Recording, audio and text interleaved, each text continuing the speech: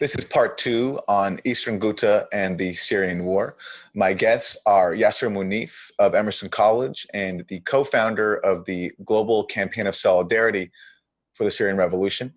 Also joined by Rania Khalek, independent journalist, co-host of the podcast Unauthorized Disclosure. Now, she's speaking to us from Beirut, so her connection at times might be a little bit choppy. Yasser Munif, a lot there to respond to. Let me ask you first, in a war where there's sort of no good side, what Rania says there raises a question for me, which is that on the one side, if you have this authoritarian ruler, brutally repressive, but versus foreign-funded right-wing Islamist militants who pose a threat to, especially to minorities, who are threatening to overtake Damascus, is the authoritarian repressive ruler not, which at least is the sovereign government and there's some form of state structure, is that not preferable to the foreign-backed militants? No, I don't think so. I don't agree with that international relation kind of language and state sovereignty. I think that's really not very relevant to me, at least as a leftist. I think that the Syrian regime lost its sovereignty and that we should instead look at the sovereignty of the people and the popular uprising. So in that sense, I don't think that the Syrian regime is legitimate. It doesn't have any rights to invite any foreign force to fight on its side, whether that's the Iranian or the Russian, because it's an illegitimate and brutal and genocidal regime. But I wanted to respond to this idea of the peaceful protest. I was in Syria. First of all, I lived in Syria for many years. I don't think Rania did. And I witnessed the brutality of the Syrian regime before 2011. And it's a way that it crushed the leftist forces and the secular forces. And so this idea of the beginning of the protest were not secular or leftist. Show me a country in the Arab world where the left and the secular forces are powerful and represent the masses. They're non-existent, and for a simple reason, because the Arab dictatorship crushed them very early on and funded the Islamist forces. When the Syrian regime crushed the Muslim Brotherhood in the 1980s, it funded the Salafi that later on became a hegemonic force. It's very convenient to start history in 2011, but that's not how history or society work. I think it's a very truncated and simplified and simplistic version of history that Rania is presenting. Where is the left powerful in the entire world? In the US or in Europe? Why is she expecting a powerful left in the Arab world or in Syria? I think that's a very Orientalist and Islamophobic version of history. I went to mass demonstration in Syria. There were thousands of people protesting, and some of them were Islamists, and Muslims have the right to dignity and freedom and democracy like anyone else. I think Rania's narrative is very similar to some of the right-wing and fascistic narrative about Muslim and Islamist and confusing and conflating all these different categories in a convenient way and make it easy to equate Muslim people who are pious to the jihadists, to ISIS, to Al-Qaeda. So if we want to really understand why the left doesn't exist in the Arab world, and yet we should understand the brutality of the Syrian regime and Arab dictatorship. The Arab dictatorship really prevented any emergence for political spaces or the functioning of any political party in an independent way. We have to remember that Syria was almost a democratic country with multi-parties in the 1950s, and I urge her to go and read about that. There were tens of political parties in the 1950s. There were hundreds of publications, independent publications, and when the Ba'ath came to power in 1963, it crushed all that. It built a security apparatus and different branches of the security and the military to crush all that culture of political culture and leftism and secularism. And then, blaming the people of Syria for that is really bewildering and absurd. All right, let me go to Rania Khalek for a response. It's just really stunning. You're completely you're erasing the consequences of US intervention in Syria. You are having an argument with the Syrian regime. I am not the Syrian regime. I am talking about US intervention, and you completely erase it. What is the preferable alternative currently as we speak? What is the preferable? Do you believe that the Al-Qaeda linked groups in Syria and the ISIS, the groups that the FSA groups that fought alongside ISIS and Al-Qaeda, are those preferable alternatives? Because that is the reality on the ground. What is the preferable alternative as it stands right now to what exists in Syria, which is, yes, a very flawed system, but a system that at least everyone can, it's a system that isn't genocidal like the extremist groups that are the alternative. The alternative is the black flag flying over Syria. And before you do answer that, I just want to say that there is something that the left should support in Syria, and that is de-escalation of violence. And the rhetoric that Yasser is using, the blaming everything on the Syrian regime, and signing statements that call for intervention as he has done, lead to one thing, and that is a furthering and a prolonging of the violence. Our goal should be ending this war.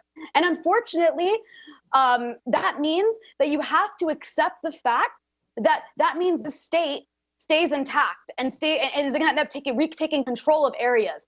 But the state in my opinion, retaking control of areas and being able to have law and order in Syria is a far better outcome than a bunch of armed insurgent criminal gangs, as they've behaved as criminal gangs, being in charge of different areas and using civilians as hostages and holding them hostage to their whims and imposing awful right-wing ideologies on them.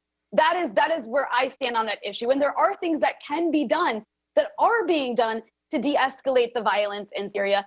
And that includes reconciliation agreements with the government. Yes, the world should do something in Syria. What it should do is it should be encouraging the armed groups to pursue reconciliation agreements with the government under international supervision that includes amnesties and a gradual process of handing over their weapons back, and reintegrating these areas into the state. And I've seen this. I've visited parts of Syria where these reconciliation agreements have been put into place, where people have put down their weapons and stayed and received amnesty, and where others have decided to leave and go to Idlib with their weapons and continue fighting. But in these areas, people have been able to return.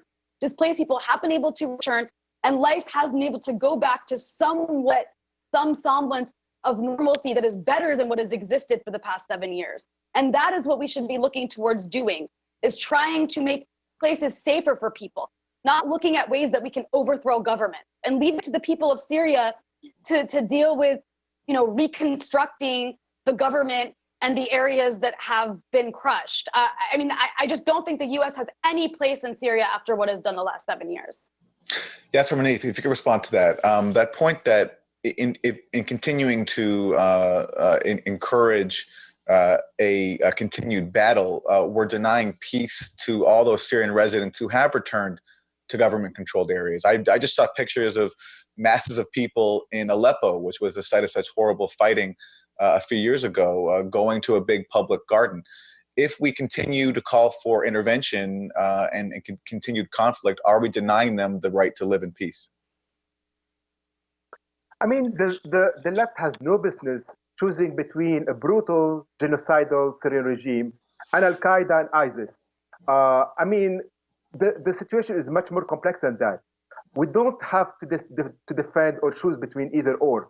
This kind of binary that some of the left has created is very disturbing and very violent, and justifies the violence of the Syrian regime. There is a Syrian revolution in Syria, and that's what we need to support. Where? I'm sorry, where? Wait, Yasser, where? Can you tell me where, tell me where this revolution is? Where is it? Where is this revolution? What is the alternative to the Syrian government right now? I want to know where. Who can I look, as a leftist in America, who should I be supporting? Where? Give me the name of a group, an organization, where? I could conveniently ask the same question in Palestine. Where is the Palestinian resistance and revolution? And yet it exists, and we know that it exists. It's not in the mainstream media. It's not. No, but you can't compare Palestinian. You can't compare it to Palestine. Palestine is not the equivalent of Syria. It's not. In Palestine, you have people fighting a settler colonial government, a settler colonial system that's stealing their land. In Syria, you have armed jihadist groups, armed by outsiders, by foreigners, that have been destroying the country the last 7 years, which you refuse to even admit or talk about. You keep papering over that as if it's not an issue, as if people haven't been killed by these groups, as if people haven't been chased out of Syria by these groups. You're acting as though they don't exist. And it's not a big deal. What the US did isn't a big deal. ISIS and Al-Qaeda aren't a big deal. I mean, I don't understand. What is the alternative? Let's let Yasser respond. Yeah, go ahead, Yasser. I was in Syria in the opposition and the government region. In the government region, if you are stopped at a checkpoint, you can be easily killed if you have medical devices going to besieged areas. In Manbij, where I was, we were able to protest against ISIS before it became a major force in 2014. So I don't think that it's very productive to compare even those very brutal and criminal factions, ISIS and Al-Qaeda, and the Syrian regime. The reason why we have the political Islam and the jihadists and the Islamists in Syria is due to the brutality of the dictatorship in Syria that has been going on for 40 years, and that prevented any kind of political discussion or the emergence of any political alternative besides political Islam. The Syrian regime, as I said, has been funding Salafists for decades, and that's what we are getting now. The Salafists are powerful because of the Syrian regime. Yeah, so let me ask you on this question of alternatives. So right now in Idlib province, you have what the U.S. calls the largest Al-Qaeda safe haven since 9/11. So if not Al-Qaeda and not the Syrian government, who is there to control that region? I think that we have to really think about the complexity of the region and try to prevent, talking about very simplistic kind of scenario or narrative. The situation is not simple in Syria. And so, and the left has to produce that kind of complex narrative about Syria. It's complex because there are multiple actors intervening in Syria. There is the West that would prefer Assadism without Assad. And there is Iran and Russia that prefers to have Assad in power because they have been supporting him and they know that he is their guy. There is not really a major difference between the West and Russia and Iran on that matter. One wants Assad without Assadism, and the other wants Assad with Assadism. And the left has to produce another solution than that, meaning that we have to look at the grassroots movement that do exist, and the Revolutionary Council and the Popular Council that do exist, and the resistance bureau that do exist, and has been resisting the Syrian regime and its violence for 7 years now. And there are thousands of voices that are speaking about those grassroots movement and grassroots narrative. It's important that we listen to them and not dismiss them. All right, so we have to wrap. So let's go to just final comments, 1 minute each. Rania, you go first. Well, I want to use it actually to respond to the idea that somehow the dictatorships of the region are completely responsible for Salafi jihadism in the region. I actually hold the West responsible for a large portion of that. West, with its ally Saudi Arabia, for spreading that ideology across the region. Salafi jihadism is not something it's something that's foreign to Syria. Syria has generally been has a very secular, sort of more progressive-minded population than some of the other countries in the Middle East. So it's a very foreign element there. And to the issue of accusing me and some of the left of Orientalism for being against Salafi jihadist groups and ideas, there is a very good reason to. These groups are racist and Syrian. We're not talking about the U.S. context, where people are in fact Islamophobic if they think Muslims are coming to take over. But in the Middle East, you really do have a Salafi jihadi problem that threatens people who are secular, that threatens people even who are religious Sunnis, who just don't happen to be on the side of Al-Qaeda. And that severely threatens minorities like Christians and Druze and Shia populations and wants to commit genocide against them. These people in the Middle East actually have something to fear from these groups. So it is not Orientalist to suggest that there is an Al-Qaeda threat. And it is not Orientalist or Islamophobic to be anti-Al-Qaeda, to be anti-ISIS, and to be anti-Salafi jihadism. That's the most absurd argument I've ever heard. I think at the end of the day, what our priority should be in Syria is de-escalating the violence, as I mentioned before, and also as Americans to understand what our government has done and to be against that sort of intervention in the region. Enough with these regime change operations that keep bringing more chaos and more destabilization and more lawlessness and state collapse to the region that's causing all this suffering. Enough with that. That should be, as Americans, our first priority. At the very least, we should be able to agree on that. All right, Yasser Munif, your final comments as we wrap. I think that what Rania presented is really Orientalist. I mean, this narrative of the binary, either or, either them or us, is coming like from the Bush playbook. I mean, the idea that the Syrian regime is better than Al-Qaeda and ISIS is really disturbing, and presenting that image to the US audience is very disturbing. I come from Syria. I lived in Syria and Iraq for a long time. I care about Syria. I have family in Syria. I have friends who were killed by the Syrian regime in Syria. And I think it's very important to really talk about the complexity. I mean, that's the duty of the left. And we don't really have this luxury of choosing between the ISIS and Al-Qaeda and the Syrian regime. We have to develop I'm sorry, a complex narrative. there's something. Can I finish? I just want to ask you something. But on that one point where you're saying that ISIS, you can't compare, they're the same or something as the Syrian regime, or the Syrian regime is worse.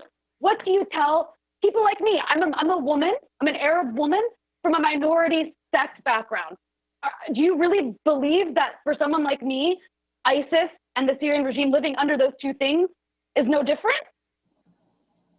Well, what do you say about the thousands of women who are tortured and killed and raped in the Syrian prisons? What about those people? And again, I mean, this is again an Orientalist image of the Islamists and the Syrian regime. I don't want to really choose between either or. I think that we don't have the luxury of choosing between either or as an Arab and as a Syrian. We have to develop a political project that transcends this binary, that is opposed to Western intervention, to dictatorship, and to Islamist Salafist forces. And that narrative is not easy to develop, but that's what we should fight for, and that's what we should look for in Syria. All right, we'll leave it there for now, but hopefully we'll continue this dialogue in the future. And I want to thank you, both of you, for engaging in it. Yasser Munif is an assistant professor of sociology at Emerson College, co-founder of the Global Campaign of Solidarity for the Syrian Revolution, and Rania Khalek, independent journalist, co-host of the podcast Unauthorized Disclosure. Thank you. Thank you. Thanks. And thank you for joining us on The Real News.